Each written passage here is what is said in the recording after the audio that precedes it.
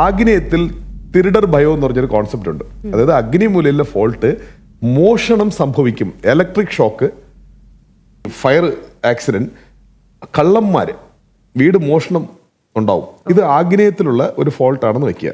ആഗ്നേയത്തിൽ ഒരു കുഴി വന്നാൽ ഞാൻ പറഞ്ഞില്ലേ, അസുഖ രീതികളിൽ ഒരു ക്യാൻസറിന് ഏറ്റവും കൂടുതൽ സാധ്യതയുള്ളതാണ്. ആഗ്നേയത്തിൽ ജലം, അഗ്നിമൂലയിൽ പ്രത്യേകിച്ച് അഗ്നിമൂല മിസ്സായി അതിനുള്ളിൽ ബാക്കി ഭാഗത്തുള്ള സെപ്റ്റിക് ടാങ്കോ കിണറോ വേസ്റ്റ് വാട്ടർ ടാങ്കോ അല്ലെങ്കിൽ സ്വാഭാവികമായും അവിടെ വെള്ളം കെട്ടിക്കിടക്കുന്ന, തുണി കഴുകുന്ന വെള്ളമോ അടുക്കളയിലുള്ള വെള്ളമോ എന്തെങ്കിലും അവിടെ കെട്ടിക്കിടക്കുന്ന സംവിധാനം ഉണ്ടെങ്കിലും അത് അതിന്റെ ആഗ്നേയം നഷ്ടപ്പെടുത്തുന്നു, ആ ഭൂമിയുടെ ചൂട് നഷ്ടപ്പെടുത്തുന്നു. ആ ഭൂമി ഉണർത്തുന്ന ചൂടാണ് ശരീരം റിസീവ് ചെയ്യുന്നത്, അതിനുള്ളിൽ വസിക്കുന്ന ശരീരം റിസീവ് ചെയ്യുന്നത്. ആ വീട്ടിലുള്ളവർക്ക് ഒരു ചെറിയ പുണ്ണ് വന്നാൽ പോലും പൊറുക്കില്ല. നമസ്കാരം, ഞാൻ അശ്വിനി. പുതിയൊരു എപ്പിസോഡിലോട്ടേക്ക് എല്ലാവർക്കും സ്വാഗതം. വാസ്തുപരമായിട്ട് നിങ്ങൾക്കുള്ള ഒരുപാട് സംശയങ്ങൾക്കുള്ള ഉത്തരം നമ്മൾ ഓരോ വ്ളോഗ് വഴി ആസ്ട്രൽ തങ്കച്ചൻ സാറ് ഉത്തരം നമുക്ക് നൽകിയിട്ടുണ്ട്. ഇത് അതുപോലെ മറ്റൊരു ചോദ്യത്തിനുള്ള ഉത്തരമായിട്ടാണ് നമ്മളിപ്പോൾ പോകുന്നത്. സാർ നമസ്കാരം. നമസ്കാരം. നമ്മൾ കഴിഞ്ഞ വീഡിയോയിൽ ഈശാന്യത്തിനെ പറ്റിയിട്ട്, അതായത് ഈശാന്യത്തിൻ്റെ മിസ്സിങ്ങിനെ പറ്റിയിട്ട് നമ്മൾ സംസാരിച്ചു. ഇനിയിപ്പം ആഗ്നേയത്തിൽ മിസ്സിങ് വന്നാൽ അവിടെ എന്തൊക്കെ കഷ്ടപ്പാടുകളാണ് നമ്മൾ അനുഭവിക്കേണ്ടി വരുന്നത്? അപ്പോൾ ഈശാന്യത്തിനെ കുറിച്ച് പറഞ്ഞു. ഈശാന്യം മിസ്സായി കഴിഞ്ഞാൽ എന്ത് സംഭവം, എങ്ങനെയാ മിസ്സിങ്, എന്താ പ്രൊജക്ഷൻ, അതിലൂടെ ഉണ്ടാകുന്ന ഒരുപാട് കാരണങ്ങളിൽ മിസ്സിങ്ങിലുണ്ടാകുന്ന പ്രധാന കാരണങ്ങളെ കുറിച്ച് നമ്മൾ പറഞ്ഞു. അപ്പോൾ രണ്ടാമത് ഇപ്പോൾ ചോദിക്കുന്നത് ആഗ്നേയമാണ്. ആഗ്നേയം അതായത് കിഴക്കും തെക്കും കൂടെ ചേരുന്ന മൂല, ഇതിന് അഗ്നിമൂല അല്ലെങ്കിൽ ആഗ്നേയം എന്ന് പറയും. അപ്പോൾ അവിടെയാണ് നമ്മൾ കഴിഞ്ഞ എപ്പിസോഡിൽ പറയും പോലെ മിസ്സിങ് മീൻസ് ഒരു മൂല കട്ടാവുന്നു, ഉള്ളിലോട്ട് എൽ ബെൻഡ്. അപ്പം ആ എൽ ബെൻഡ് വരുന്ന ആ പൊസിഷൻ, ആ മൂല നഷ്ടമാവുന്നു.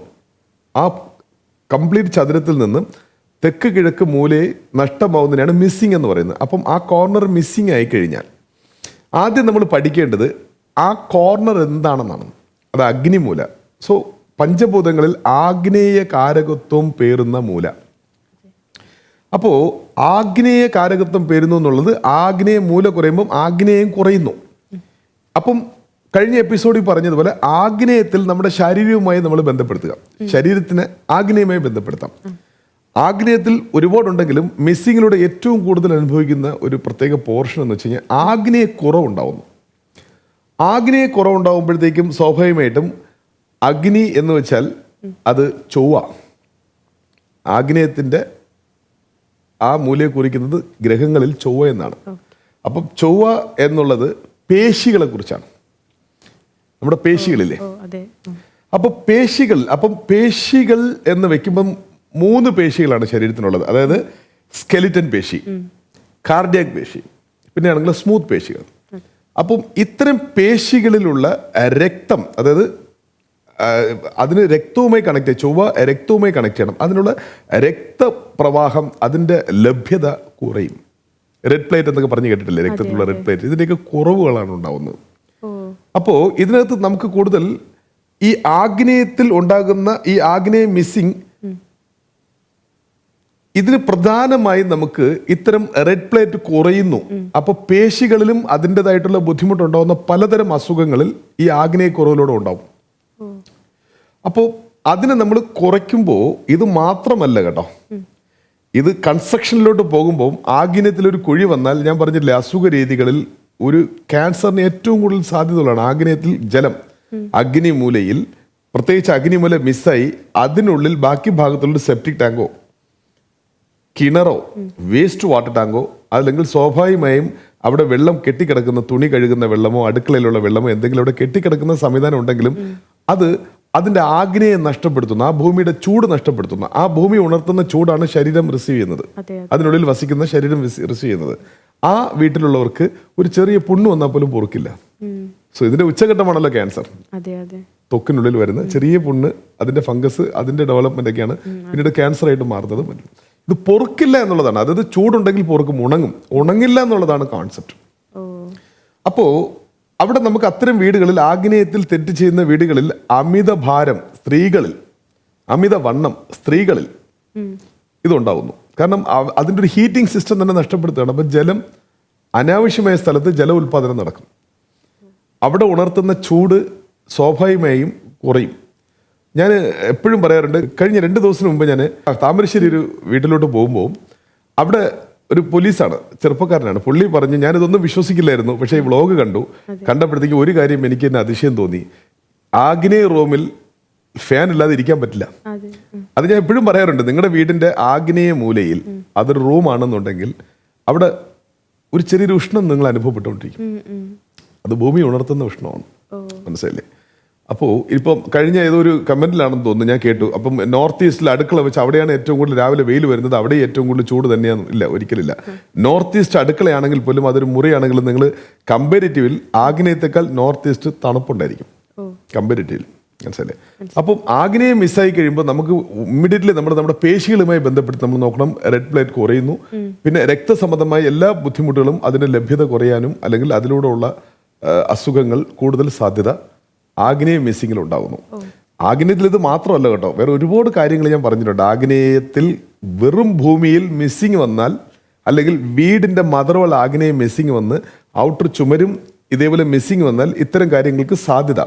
ഇതല്ലാതെയും പല അസുഖങ്ങൾ വരാറുണ്ട്. കാരണം ഇന്ന് അസുഖങ്ങൾ പുതിയ പുതിയ പേരും പുതിയ പുതിയ അസുഖങ്ങളും പ്രത്യക്ഷപ്പെട്ടുകൊണ്ടിരിക്കുക നാൾക്ക് നാൾ. അപ്പോൾ വാസ്തു റിസർച്ചിൽ പഞ്ചഭൂതങ്ങളും, അതായത് അണ്ടത്തിലിരുപ്പതാണ് പിണ്ടത്തിലും, പിണ്ടത്തിലിരുപ്പതാണ് അണ്ടത്തിലും, ഈ ഭൗതികത്തിലുള്ള പഞ്ചഭൂതങ്ങൾ നീർ, നിലം, നെരുപ്പ്, ആകായം, കാറ്റ്, നമ്മുടെ ശരീരത്തിൽ അതുണ്ട്. ശരീരത്തിൽ നീരുണ്ട്, ശരീരത്തിൽ ഫയറുണ്ട്, ശരീരത്തിൽ കാറ്റുണ്ട്.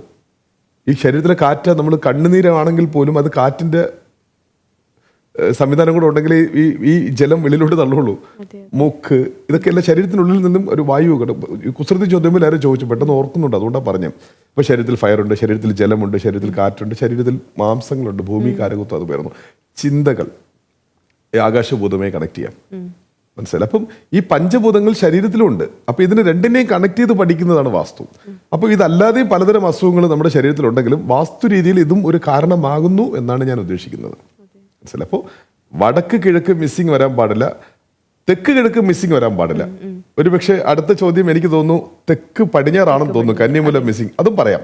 പിന്നെ വായുവ്യ മിസ്സിങ് ഉണ്ട്. അപ്പൊ മിസ്സിങ് വേറെ, വീടിനുള്ളിലെ ഭവനം കൺസ്ട്രക്ഷനിൽ ഉണ്ടാക്കുന്ന ഫോൾട്ട് വേറെ.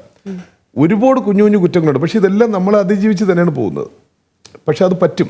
ഇപ്പോൾ വാസ്തു ദോഷമുള്ളൊരു വീടായിരുന്നാലും നമുക്ക് അതിൻ്റെ ഒരു ചെറിയൊരു മേക്ക് ഓവർ, ഇത് പെർസെൻറ്റേജ് ബേസിൽ എടുക്കണം. ഇപ്പോൾ ഒരു 30% വാസ്തു ഫോൾട്ട് ആണെന്നുണ്ടെങ്കിൽ മറ്റെവിടെയെങ്കിലും ഒരു 40% വാസ്തു കൂടുതൽ യോഗ്യമാണെന്നുണ്ടെങ്കിൽ ഇത് ടാലി ചെയ്യപ്പെടുന്നു. അതിന് ഉദാഹരണം, എത്ര തന്നെ വാസ്തുദോഷമുള്ളൊരു വീട്ടിൽ വടക്ക് കിഴക്ക് ഒരു കിണറുണ്ട് എന്നുണ്ടെങ്കിൽ ധനപരമായ ഏതെങ്കിലും ഒരു സ്രോതസ് അവർക്ക് ചുറ്റും എപ്പോഴും ഉണ്ടായിരിക്കും. ഇന്നത്തെ കാലത്ത് ധനമുണ്ടെങ്കിൽ നമുക്ക് എല്ലാം മേക്കപ്പ് ചെയ്യാം. അപ്പൊ ഇതിന്റെ ഒരു മികവിൽ പല ആൾക്കാരും വാസ്തുവിനെ തന്നെ ചോദ്യം ചെയ്യുന്നു. പക്ഷെ അനുഭവ രീതിയിൽ അതിൽ ബാധിക്കപ്പെട്ടവർക്ക് ഞാൻ ഈ പറയുന്നത് വളരെ കൃത്യമായി മനസ്സിലാക്കാൻ പറ്റും. പിന്നെ വാസ്തു ഇവിടെ ഇല്ല, ഇന്ത്യയിലില്ല, പുറത്തില്ല എന്നൊക്കെ ചോദ്യങ്ങൾക്കെല്ലാം ഒരുപാട് ഉത്തരം പറഞ്ഞു കഴിഞ്ഞു വ്ളോഗുകളിലായിട്ട്. അപ്പോൾ ഈ അശ്വിനി ചോദിച്ച ചോദ്യങ്ങൾക്ക് ആ കിട്ടുന്ന കാര്യങ്ങൾ പറഞ്ഞു തരുന്നുള്ളൂ. അല്ലാതെ വളരെ വ്യക്തമായിട്ട് പല സംശയങ്ങളോടെ പല ആൾക്കാർ എന്നെ ചോദിക്കാറുണ്ട്. ബാലിഷ്യമായ ഒരുപാട് ക്വസ്റ്റ്യൻസും വരാറുണ്ട്. എന്നാൽ വളരെ സീരിയസ് ആയിട്ട് ചില ആൾക്കാർ വളരെ ആരോഗ്യപരമായ ചർച്ചയ്ക്ക് വരാറുണ്ട്. അതൊക്കെ എനിക്ക് സന്തോഷം. എന്നെ വിളിച്ച് നേരിട്ട് ചോദിക്കാം. വ്ളോഗുകളിൽ ഇതൊക്കെയല്ലേ പറഞ്ഞു പോകാൻ പറ്റുള്ളൂ, അതുകൊണ്ടാണ്. ഇപ്പം കൂടുതലും ഫ്ലാറ്റുകളിലും പിന്നെ കണ്ടംപററി സ്റ്റൈൽ ചെയ്ത വീടുകളിലാണ് ഈ മിസ്സിങ് പോലത്തെ സംഭവങ്ങൾ കാണപ്പെടുന്നത്. അപ്പം അവർക്ക് ഇതിന്റെ ബുദ്ധിമുട്ട് ഉണ്ടാവുന്നുണ്ടോ? ഞാൻ എപ്പോഴും പറയുന്നുണ്ട്, വാസ്തു ഒരിക്കലും അപ്പാർട്ട്മെന്റ് ഫ്ലാറ്റുകളിൽ പ്രായോഗികമല്ല. കാരണം അയംഭൂതങ്ങളെ ചേർത്തേ വാസ്തു വായിക്കാൻ പറ്റുള്ളൂ. അപ്പം അപ്പാർട്ട്മെന്റ് ഫ്ലാറ്റിൽ ഉയരങ്ങളിലൊക്കെ ഒരു 10 നില 15 നില, ഇപ്പം ഞാൻ കഴിഞ്ഞ 26 അടിക്ക് മേളിൽ വാസ്തു എന്നുള്ള ആകാശബോധത്തിന് നിങ്ങൾ കണക്ട് ചെയ്യരുത്. ഞാൻ പറഞ്ഞില്ലേ, ഈ പ്രസവ സംബന്ധമായ ഈ നമ്മുടെ ഈ നവജാത ശിശുവിനുള്ള ബുദ്ധിമുട്ടുകൾക്ക് വരുന്ന കുറച്ച് പ്രശ്നങ്ങളൊക്കെ ഉണ്ട്. അപ്പം ഈ കാരിങ് പ്രശ്നങ്ങളുള്ള പല ദമ്പതികളുണ്ട്. അപ്പം മിക്കവാറും പേർക്ക് ഇങ്ങനെ അവര് ഭൂമിയിൽ താമസിക്കുന്ന സമയത്ത് അവർക്ക് കുറച്ച് പോസിറ്റീവ് ആയിട്ടുള്ള റിസൾട്ട് കിട്ടും. അല്ലെങ്കിൽ തന്നെ ഞാൻ പറഞ്ഞിട്ടുണ്ട്, നിങ്ങൾക്ക് ഒരു വിവാഹ തടസ്സം വരുന്നു, നിങ്ങൾക്ക് കുഞ്ഞുങ്ങൾ ജനിക്കുന്നില്ല, നിങ്ങൾ ഡോക്ടറെ കാണുക. വിവാഹത്തിനായിട്ട് നിങ്ങൾ മറ്റുള്ള സംവിധാനങ്ങൾ നിങ്ങൾ കൂടുതൽ ഡിപ്പെൻഡ് ചെയ്യുക, കൂടുതൽ ശ്രമിക്കുക. പക്ഷേ ഒരു പരീക്ഷണാടിസ്ഥാനം, അസാധ്യമായ കാര്യമാണ്. എല്ലാ എലിജിബിലിറ്റിയും ഉണ്ട്. പക്ഷെ എന്ത് സംഭവിക്കുന്നു എന്ന് തോന്നിയെങ്കിൽ ജസ്റ്റ് ഒന്ന് 3 മാസത്തേക്ക് അങ്ങോട്ടും ഇങ്ങോട്ടും താമസം ഒന്ന് മാറി നോക്കും. അത് വാസ്തു യോഗ്യമായ വീട്ടിലാണ് കേട്ടോ, പഴയതിനേക്കാൾ മോശം വീട്ടിലല്ല പോകാൻ പറഞ്ഞ്. അപ്പം ഒരു ജസ്റ്റ് നിങ്ങളൊന്നൊരു പരീക്ഷണാടിസ്ഥാനം നിങ്ങൾ ചെയ്ത് നോക്കും. അപ്പം നമ്മുടെ ഭൗതികതയിൽ ഇത്ര രഹസ്യങ്ങളുണ്ടെന്ന് നമുക്ക് ഉണരാൻ പറ്റും. ഇപ്പോൾ ഭൗതികതയുടെ രഹസ്യങ്ങൾ കൂടുതൽ വെളിപ്പെടുത്താൻ പറ്റില്ല. കാരണം ഒരു പുതിയൊരു ജനറേഷനെ വലിച്ച് താഴെ ഇടുന്നതിന് തുല്യമാണ്. കാരണം നമ്മളെല്ലാം പഴയത് വിട്ട് പുതിയതിലോട്ട് ചേക്കരിക്കൊണ്ടിരിക്കുന്ന ഒരു കാലമാണ്. അതിൻ്റെ കൂടുതൽ അന്തസ്സത്ത നമ്മൾ അനുഭവിക്കുന്നൊരു കാലവും കൂടിയാണത്. അതുകൊണ്ട് ഒരു വലിയൊരു പഴയ സംവിധാനം നമ്മൾ പിടിച്ചു വലിക്കുന്നതായിട്ടുള്ള സംവിധാനത്തെ നമ്മൾ കൂടുതൽ ഡിപ്പെൻഡ് ചെയ്യില്ല, പാസ് ചെയ്ത് പോയിക്കൊണ്ടിരിക്കുക. അതുകൊണ്ട് വാസ്തു ഞാൻ അപ്ഡേറ്റ് ചെയ്തുകൊണ്ടിരിക്കുന്നത്. ഇപ്പം ഞാൻ പഠിച്ച രീതികളിൽ വാസ്തു വളരെ വളരെ പഴഞ്ചൻ സ്റ്റൈലിലായിരുന്നു ഞാൻ പഠിച്ചത്. പക്ഷേ ഞങ്ങളുടെ ഓരോ ഗുരു സംവിധാനങ്ങളും അതിനെ അപ്ഡേറ്റ് ചെയ്ത് പോകുന്നു. ഉദാഹരണം, ആഗ്നേയത്തിൽ തിരുടർ ഭയം എന്ന് പറഞ്ഞൊരു കോൺസെപ്റ്റ് ഉണ്ട്. അതായത് അഗ്നി മൂലയിലെ ഫോൾട്ട് മോഷണം സംഭവിക്കും, ഇലക്ട്രിക് ഷോക്ക്, ഈ ഫയർ ആക്സിഡന്റ്, കള്ളന്മാർ, വീട് മോഷണം ഉണ്ടാവും. ഇത് ആഗ്നേയത്തിലുള്ള ഒരു ഫോൾട്ടാണെന്ന് വെക്കുക. പക്ഷേ കള്ളന്മാർ ഒരു കാലത്ത് ലീഗലായിട്ട് വർക്ക് ചെയ്യുന്ന പോലെ ഒരു സ്വഭാവമായിരുന്നു മോഷണം. അവർ നമ്മളെപ്പോലെ രാവിലെ ഉണർന്ന് കുട്ടികൾക്ക് ഒരു ഉമ്മ കൊടുത്ത് അവരവരുടെ ജോലിക്ക് പോകും. ജോലി എന്താ? പിടിച്ചു പറി വഴിയോരങ്ങളിൽ നിന്ന്. അവരും വീട്ടിൻ്റെ ആവശ്യങ്ങളുള്ള ഭക്ഷണ സാധനങ്ങളൊക്കെ മേടിച്ച് വരുമായിരുന്നു. പക്ഷെ അത് ഒരു ഇന്നത്തെ രീതിയിലുള്ള കാഴ്ചപ്പാടല്ലായിരുന്നു. അപ്പോൾ ആ രീതികൾ ഇന്നില്ല. ആ കള്ളൻ അല്ലെങ്കിൽ ട്രഡീഷണൽ ആയിട്ടുള്ള കള്ളന്മാരുടെ വംശനാശം സംഭവിച്ചു. ഇന്ന് അങ്ങനെ ഒരാളില്ല. അപ്പൊ നമ്മൾ ഈ പ്രഡിക്ഷനെ ഞങ്ങളുടെ സ്റ്റുഡന്റ് എന്ത് ചെയ്യുന്നു? കൺവിർട്ട് ചെയ്യുന്നു. അതിനൂതന മോഷണം, പറഞ്ഞു പറ്റിക്കൽ, ഇവിടെ ഇൻവെസ്റ്റ് ചെയ്യൂ, നിങ്ങൾക്ക് ഇത്ര ലക്ഷം കിട്ടും, വിദേശത്ത് പോകാം, ഇത്ര ചിലവാക്കിയാൽ മതി, അല്ലെങ്കിൽ ഈ ലാൻഡ് ഭയങ്കര വലിയ ലാൻഡാണ്, ഇവിടെ തൊട്ടടുത്ത് വലിയൊരു ഹാർബർ വരുന്നുണ്ട്. അപ്പം ഇതെല്ലാം അതിനൂതന സ്റ്റൈലിൽ സെയിം നമ്മുടെ ധനം നഷ്ടമാവുന്നു. ഇതിനെയാണ് ആ തിരുടർ ഭയത്തിലൂടെ ഞങ്ങൾ കൺവേർട്ട് ചെയ്ത് ഇങ്ങോട്ട് കൊണ്ടുവരുന്നത്. അപ്പം നമ്മൾ പഠിക്കുമ്പോൾ നമ്മുടെ സാധാരണ ജനജീവിതങ്ങളും നമ്മുടെ ഇന്നത്തെ കാഴ്ചപ്പാടനുസരിച്ച് പണ്ടത്തെ വേദസത്യങ്ങളെ പരിണമിപ്പിച്ച് നമ്മൾ കൊണ്ടുവരണം. മനസ്സിലായില്ലേ? അപ്പം ആഗ്നേയ മൂലം മിസ്സിങ് ആയിക്കഴിഞ്ഞാൽ ഞാൻ ഈ പറഞ്ഞ 3-4 കാരണങ്ങളെല്ലാം ഇനിയും ഒരുപാട് കാരണങ്ങളുണ്ട് താനും. ഫ്ലാറ്റ് അപ്പാർട്ട്മെന്റ് താമസിക്കുന്ന ആൾക്കാർക്ക് സാധാരണഗതിയിൽ ഒരു ഫ്ലാറ്റ് മേടിച്ച് താമസിക്കുന്ന ആൾക്കാർ സൊസൈറ്റിയിൽ അദ്ദേഹത്തിൻ്റെ ജീവിതവും അദ്ദേഹത്തിൻ്റെ ജോലിയും കുറച്ചുകൂടെ ഉയർന്നതായിരിക്കും. അപ്പോൾ വരുമാന സാധ്യത ഉള്ള ആൾക്കാർ. അപ്പം അവർ ഉടനെ തന്നെ എന്തെങ്കിലും കുഞ്ഞു പ്രശ്നം ഉണ്ടെങ്കിലും ഫാമിലി ഡോക്ടേഴ്സ് അല്ലെങ്കിൽ അവർക്ക് ഉടനെ തൊട്ടടുത്തുള്ള ഒരു മൾട്ടി സൂപ്പർ സ്പെഷ്യാലിറ്റി ഹോസ്പിറ്റലിലോട്ടൊക്കെ അവർ പോകുന്നു. അപ്പം പലരും ഞാൻ കാണുന്ന എല്ലാ പേരും കുറഞ്ഞത് ഒരു 3-4 ഗുളികയെങ്കിലും കഴിക്കുന്ന ആൾക്കാരാണ്. അത് അവർ സ്റ്റൈലായിട്ട് പറയും. അവരുടെ അസുഖങ്ങളൊക്കെ ഇന്ന് ഞാൻ ഇന്ന ഹോസ്പിറ്റലിലാണ് പോയത്, വലിയൊരു ഹോസ്പിറ്റലിൻ്റെ പേര് പറഞ്ഞിട്ട് ഞങ്ങളുടെ ഫാമിലി ഫുള്ളായിട്ട് അങ്ങോട്ടാണ് ട്രീറ്റ്മെൻറ്റിന് പോകുന്നത്, വലിയ ഹോസ്പിറ്റലാണ്. പക്ഷേ യാഥാർത്ഥ്യം എന്താണെന്ന് വെച്ചാൽ അവരെല്ലാം അവരുടെ ആ വയസ്സിന് അനുയോജ്യമായ രീതികളിലല്ലാതെ കൂടുതൽ അസുഖങ്ങൾ പേര് അതിൻ്റെ ടാബ്ലറ്റ് കഴിച്ച് മുന്നോട്ട് പോകുന്നു എന്നുള്ളതാണ് സത്യം. ഇന്നത്തെ വീഡിയോ നമ്മളിവിടെ അവസാനിപ്പിക്കുകയാണ്. നിങ്ങൾക്ക് വാസ്തുപരമായിട്ട് നിങ്ങളുടെ സംശയങ്ങൾക്കോ നിങ്ങൾക്ക് ഇതിനെ പറ്റി കൂടുതൽ പഠിക്കണമെങ്കിലോ സാറിനെ നിങ്ങൾക്ക് ഡയറക്റ്റായി ബന്ധപ്പെടാം. സാറിൻ്റെ നമ്പർ നമ്മളിവിടെ ഡിസ്ക്രിപ്ഷൻ ബോക്സിൽ കൊടുത്തിട്ടുണ്ട്. കൂടുതൽ വീഡിയോസിനായി ചാനൽ സബ്സ്ക്രൈബ് ചെയ്യുക. കൂടുതൽ വീഡിയോസിനായിട്ട് നമുക്ക് കാത്തിരിക്കാം.